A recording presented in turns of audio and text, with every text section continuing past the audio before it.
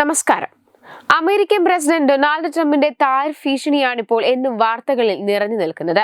അവസാനം ഇന്ത്യക്കെതിരെയും ട്രംപ് പണി തരാൻ തുടങ്ങിയിരിക്കുന്നതിന്റെ സൂചനയാണ് റഷ്യൻ എണ്ണ ഇറക്കുമതി ചെയ്യുന്നതിന് ഇന്ത്യക്ക് 25% താരിഫും അധിക പിഴയും ചുമത്തുമെന്ന് US പ്രസിഡന്റ് ഡൊണാൾഡ് ട്രംപ് പ്രഖ്യാപിച്ചിരിക്കുന്നത്. ഓഗസ്റ്റ് 1 മുതൽ ഇത് പ്രാബല്യത്തിൽ വരുമെന്നാണ് ട്രംപ് അറിയിച്ചിരിക്കുന്നത്. എന്നാൽ രാജ്യത്തിന്റെ ദേശീയ താൽപര്യങ്ങൾ സംരക്ഷിക്കുന്നതിൽ ഒരു വിട്ടുവീഴ്ചയും ചെയ്യില്ലെന്ന് കേന്ദ്ര സർക്കാർ വ്യക്തമാക്കി. ഇന്ത്യ നമ്മുടെ സുഹൃത്തായിരിക്കെ വർഷങ്ങളായി അവരുമായി വളരെ കുറഞ്ഞ വ്യാപാരമേ ഞങ്ങൾ നടത്തിയിട്ടുള്ളൂ.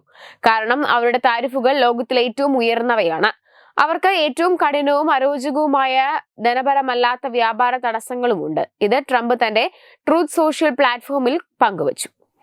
റഷ്യയിൽ നിന്ന് അവർക്ക് ആവശ്യമായ സൈനിക ഉപകരണങ്ങളും ഊർജവും വാങ്ങുന്നത് റഷ്യ യുക്രൈനിലെ കൊലപാതകങ്ങൾ നിർത്തണമെന്ന് എല്ലാവരും ആഗ്രഹിക്കുന്ന സമയത്ത് നല്ല കാര്യമല്ല. അതിനാൽ ഇന്ത്യ ഓഗസ്റ്റ് 1 മുതൽ 25% താരിഫും മുകളിൽ പറഞ്ഞ കാര്യങ്ങൾക്കുള്ള പിഴയും നൽകേണ്ടി വരുമെന്ന് ട്രംപ് വ്യക്തമാക്കി.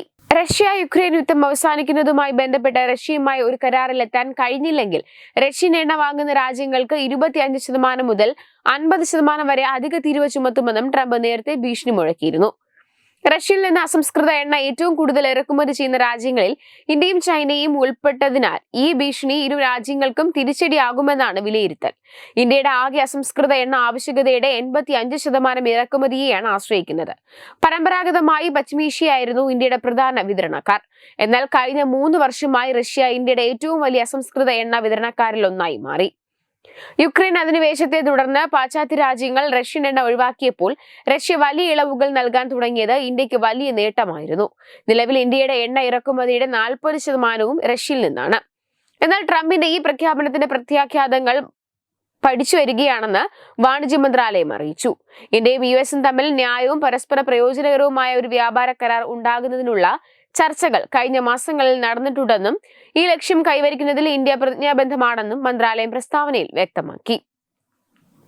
നമ്മുടെ കർഷകർ, സംരംഭകർ, ചെറുകിട ഇടത്തരം സംരംഭകർ എന്നിവയുടെ ക്ഷേമം സംരക്ഷിക്കുന്നതിനും പ്രോത്സാഹിപ്പിക്കുന്നതിനും സർക്കാർ അതീവ പ്രാധാന്യം നൽകുന്നു. UK-യുമായിട്ടുള്ള ഏറ്റവും പുതിയ സമഗ്ര സാമ്പത്തിക വ്യാപാര കരാർ ഉൾപ്പെടെയുള്ള മറ്റ് വ്യാപാര കരാറുകളിലെ പോലെ നമ്മുടെ ദേശീയ താൽപര്യം സംരക്ഷിക്കാൻ ആവശ്യമായ എല്ലാ നടപടികളും സർക്കാർ സ്വീകരിക്കുമെന്ന് മന്ത്രാലയം കൂട്ടിച്ചേർത്തു.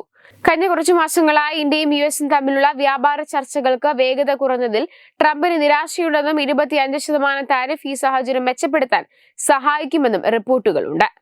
ഓഗസ്റ്റ് അവസാനത്തോടെ ഒരു US സംഘം ഇന്ത്യ സന്ദർശിക്കുമെന്നും 6ാം ഘട്ട ചർച്ചകൾ നടക്കുമെന്നും പ്രതീക്ഷിക്കുന്നു. ഇന്ത്യയുടെ കാർഷിക ക്ഷീര മേഖലകൾ തുറന്നുകൊടുക്കുന്നതുമായി ബന്ധപ്പെട്ട് ഇന്ത്യ സ്വീകരിക്കുന്ന കടുത്ത നിലപാടുകളാണ് ചർച്ചകൾ തടസ്സമുണ്ടാക്കുന്നതെന്നാണ് റിപ്പോർട്ടുകൾ. ട്രംപിന്റെ ഈ നീക്കം ഇന്ത്യൻ കയറ്റുമതിയെ സാരമായി ബാധിക്കുമെങ്കിലും ഇതൊരു താൽക്കാലിക പ്രതിഭാസമാകുമെന്നും ദീർഘകാല വ്യാപാര കരാർ ഉടൻ യാഥാർത്ഥ്യമാകുമെന്നും ഫിക്കി പ്രസിഡന്റ് ഹർഷവർദ്ധൻ അഗർവാൾ പ്രത്യാശ പ്രകടിപ്പിച്ചു.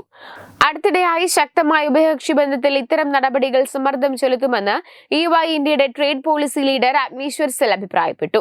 എന്നിരുന്നാലും ഇരു രാജ്യങ്ങളും തമ്മിൽ ഒരു സന്തുലിതവും പരസ്പര പ്രയോജനകരവുമായ വ്യാപാര കരാറിൽ എത്താൻ കഴിയുമെന്ന ശുഭാപ്തി വിശ്വാസം ഇരു നേതാക്കളും പ്രകടിപ്പിച്ചു. വെബ് ഡെസ്ക് തത്തുമൈ ന്യൂസ്.